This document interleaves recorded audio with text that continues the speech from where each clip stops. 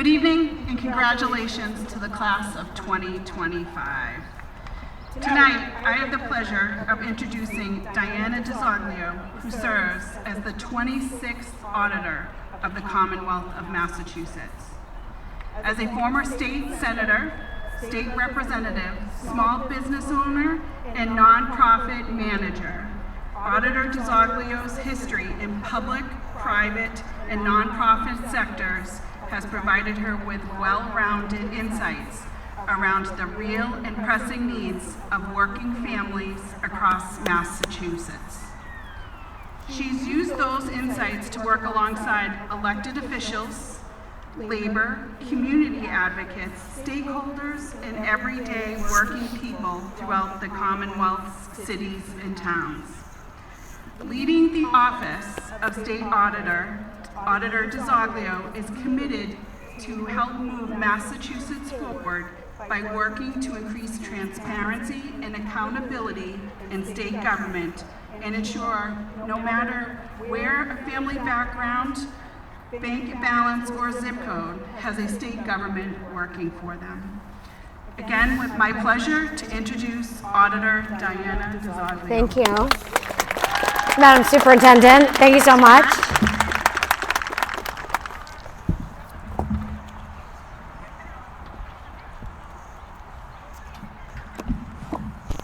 All right, good evening, Whittier. I said good evening, Whittier. Come on, y'all gotta get riled up around here. Good evening, Whittier. I am so excited to be here today to celebrate your amazing achievement, your amazing milestone. And first, I do want to thank Superintendent Maureen Lynch and all distinguished faculty and alums for the generous opportunity to offer a few words here today. And to the class of 2025, I also think it's important that we thank everyone who came out today to celebrate this milestone and to celebrate your graduation. So I'm going to ask that we do something maybe a little out of the ordinary, and I'm going to ask that on the count of 3, as loudly as you can, that you shout the words, "Thank you," to every single person in those stands who came out to celebrate your success here this evening because they love you and they wanted to come out to support you here tonight. Can you do that? Can you do that? Can you do that? All right, on the count of 3. 1, 2, 3.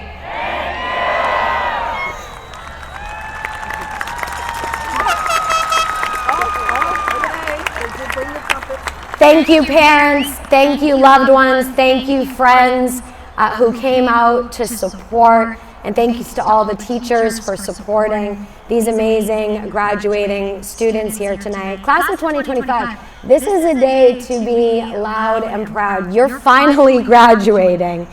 And you worked really hard. You did. You had early mornings. You passed up on fun nights out with your friends or your family to work on your craft or your study, and you earned this recognition here today. Now you're most likely wondering, who is this woman up here speaking today? And that's okay. My name is Diana DiZoglio, and as you heard in the intro, I'm the Massachusetts State Auditor. And I know you're all thinking, great, a graduation speech about auditing. Can't wait. How absolutely inspiring. But don't worry, I am not going to thrill you with tales of auditing and talk to you about the spreadsheets that I get to read on a daily basis. I think the most important thing to know here tonight, and this is more for the parents who were thinking about avoiding me after the ceremony today, it's that I don't audit any of you. I am not the IRS, I do not go through your tax returns, and I don't audit you for the government. I actually audit the government for you to help ensure that your family's tax dollars are being spent appropriately.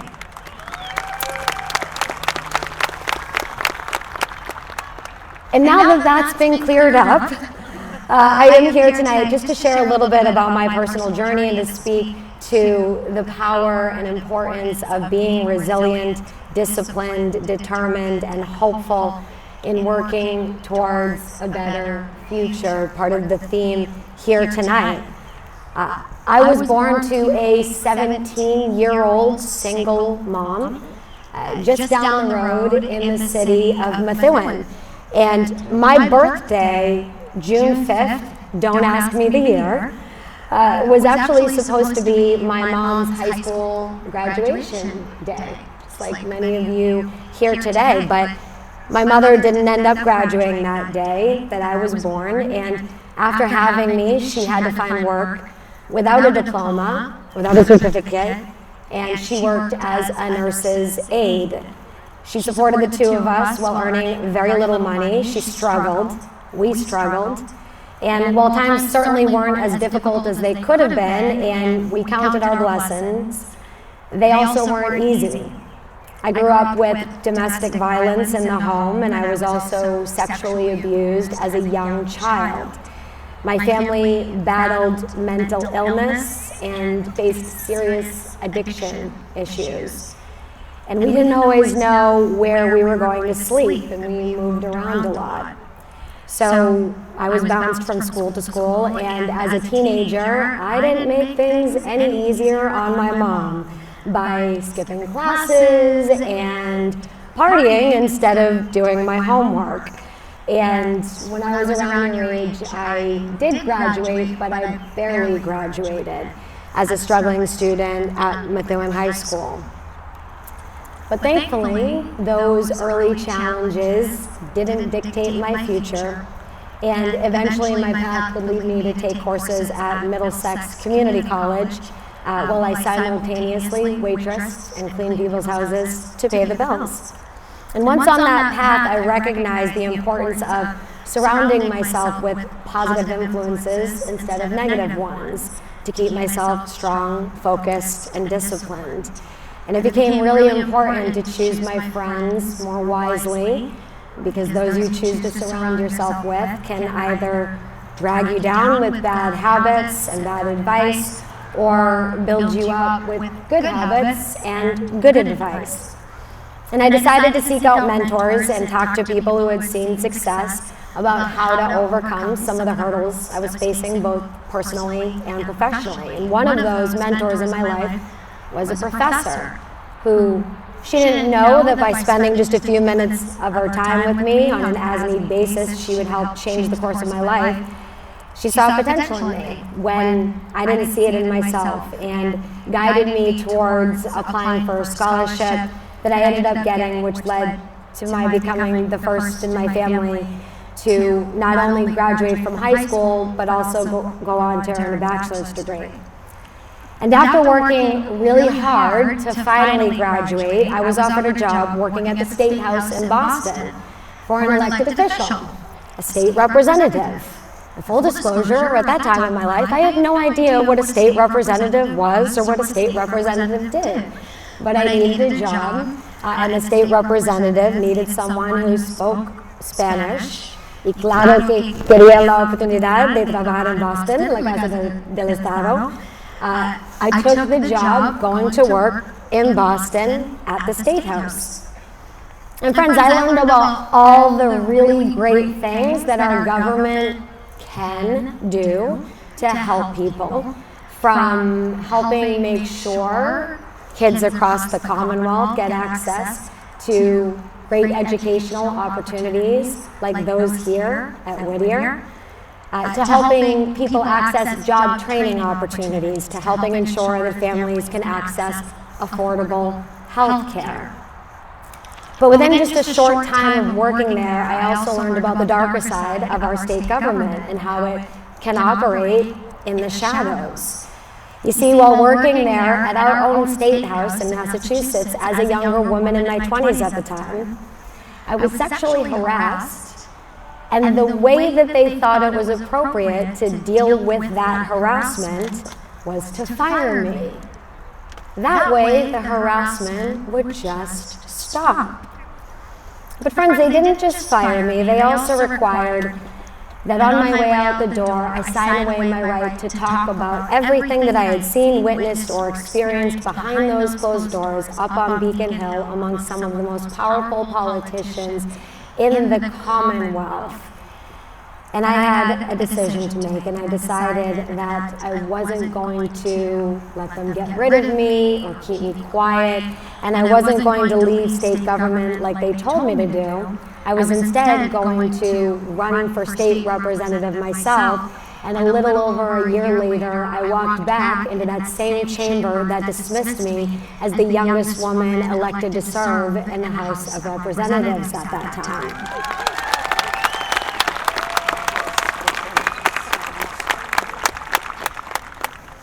And thank you, friends, because y'all just heard my story. This was not part of some 5-year plan or 10-year plan that we're all told we're just sort of just supposed to magically come up with. There I was on this really surprising new path, elected as a state representative to serve thousands of people in the communities right here in the Merrimack Valley where I grew up. And I knew it was my responsibility to fight like hell for other working families in our community who have also, and maybe for different reasons, but who have also been dismissed or ignored or disenfranchised from a system in our state government that still isn't working for all Massachusetts families the way that it could and the way that it should.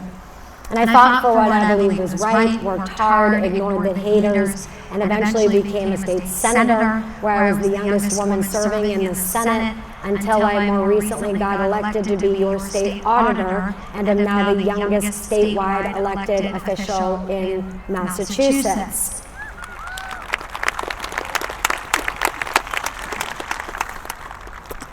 And some of y'all are looking up here at me saying, but you're old. But I say this stuff about my age and about my personal and professional journey, not just to talk about it. I say it because I want you to know that if I could do it, anyone and everyone here can do it. You can achieve whatever your dream is, whatever your goal is. You can make it happen, and it doesn't matter if you come from a background like mine with not a lot of money, or if you find yourself in a situation where you're younger or you're less experienced than the rest, or if you look or act differently than the people that you're surrounded by. If I can do it, every single one of you here can achieve your personal goals, despite what anyone around you says. Look, some of you have some haters or some trolls on the internet that you've had to deal with. You've had to deal with people talking a little bit of trash about you. Maybe they threw some dirt on your name and ruined one or more of your days this year. But you know what? When they tried to bury you under that dirt, what they didn't know is that you were a seed. They didn't know that you were a seed. And what didn't kill you actually did make you stronger. And you're only going to get stronger from here. And I've got just a few principles, just a few sayings that have helped me inspire success in my own life through the years that I hope encourage you today. Number one, feel the fear and do it anyway. Being afraid of failure is actually okay, and feeling afraid that you might mess something up is also okay. But if you know deep down that something is right for you, learn to work up the courage to do it anyway. Feeling afraid but doing what you're afraid to do, that you know to do is right anyway, that's called courage. Number two, do what you can with what you have where you are. Teddy Roosevelt. The point is, don't focus on what you don't have, because that will only serve to help make excuses for not pursuing your dreams and your goals. And it's easy to get into the mindset that, well, if I just lived in a better place, I would be happy. If I just had more money, I would be able to pursue my dreams. But the reality is, many successful people, especially in our area, we didn't grow up with a lot of money or living in the most beautiful homes or neighborhoods, and yet still found a way to accomplish the goals important to us. Folks don't stop pursuing their dreams just because they face a few challenges. So when in doubt, make the choice. Just do what you can with what you have, where you are. And lastly, number 3, you are what you say you are. You are what you say you are. And this is something that I didn't get to learn until I was a little bit older, but look, we all have heard the phrase, you are what you eat. I'm here to tell you today that you are what you say you are. And if you say you're a failure, you'll be a failure. But if you say you're a success story in the making and choose to believe it, you will be successful. So tell yourself, say self, I love who I am and I know what I bring to the table. I love who I'm becoming. I love what I have accomplished here today. This is a great achievement and I love what I will continue to accomplish because I have what it takes to go out and to take on any challenge. Graduates, let me tell you that I believe with all of my heart in you as our future leaders. You are strong, you've got grit, you're intelligent, you're determined, you're resilient, you're courageous, you're capable, and you're the change makers that our communities have been waiting for. You have a purpose and you have a calling on your lives, and it can overcome any challenge, just like you did to get here to graduate today. I hope you believe it. I hope you receive it as you go out and shine bright in all of your future endeavors. Congratulations, Whittier Tech, class of 2025.